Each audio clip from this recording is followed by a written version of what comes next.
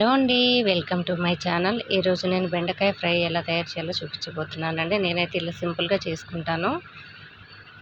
ఈ వీడియో కనుక మీకు నచ్చితే లైక్ చేయండి, షేర్ చేయండి. అలాగే రెసిపీ ట్రై చేసి ఎలా ఉందో కామెంట్ చేయండి. దీనికోసం నేను ముందుగా పొయ్యి వెలిగించుకొని కడాయి పెట్టుకొని నూనె వేసుకున్నానండి. నూనె వేడయ్యేలోపు మనం బెండకాయలు నేను ముందుగానే కడిగి ఆరబెట్టుకున్నానండి, తడి లేకుండా.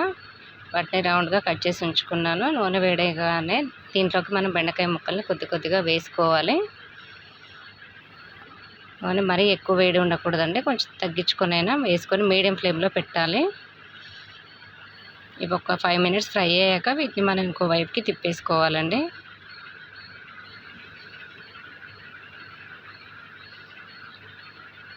ఈ ఫ్రై అనేది చాలా ఈజీ అండి చేయటము. సిమ్లో పెడితే ఆయిల్ లాగేస్తాయి కాబట్టి సిమ్లో పెట్టకుండా మీడియం నుంచి హైకి అడ్జస్ట్ చేసుకోవాలి. మనం ఇలా మరొకసారి మధ్యలో కలిపి తిప్పుకోవాలండి. బాగా క్రంచీగా అవ్వకూడదు, అలాగే మాడిపోకుండా రెండు వైపులా బాగా మంచిగా రోస్ట్ అయ్యేలా చూసుకోవాలి.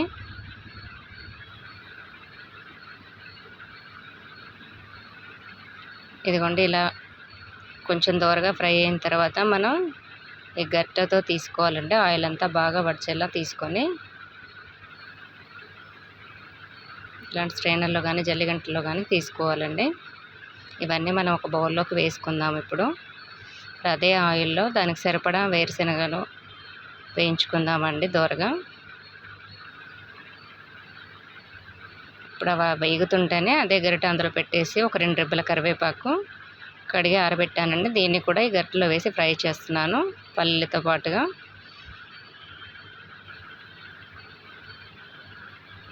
మనకు తడి ఉంటే చిటపట్లాడతాయి కాబట్టి ఆరాయి కాబట్టి చిటపట్లాడట్లేదండి. ఇలా బాగా ఫ్రై అయిన తర్వాత నూనె వడిపి మనం బెండకాయ ముక్కలు తీసుకున్న బౌల్లోకి ఈ కరివేపాకును కూడా వేసుకోవాలి.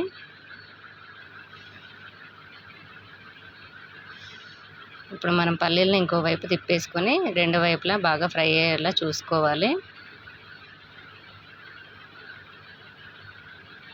ఇదిగోండి, బబుల్స్ ఆగిపోయాయి, ఇవి కూడా ఫ్రై అయిపోయాయి. ఇప్పుడు పొయ్యి ఆఫ్ చేసి మనం ఈ గరిటెలోకి పల్లీలను కూడా తీసుకొని నూనె వడిచాక ఇవి ముక్కలు అలాగే కరివేపాకులు పల్లీలు వేసుకొని దీంట్లోకి ఒక 4-5 వెల్లుల్లి రెబ్బల్ని నలగొట్టుకొని వేసుకోవాలండి.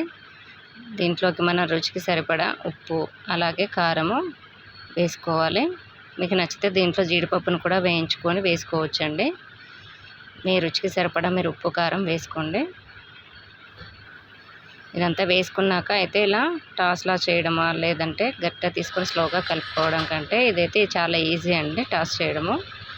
బాగా కలుస్తాయి కూడా అన్నీ. ఇలా ఇదంతా బాగా కలిసేలాగా టాస్ చేసుకోవాలి. అంతే అండి, బెండకాయ ఫ్రై రెడీ అండి. ట్రై చేసి చూడండి. Thank you for watching.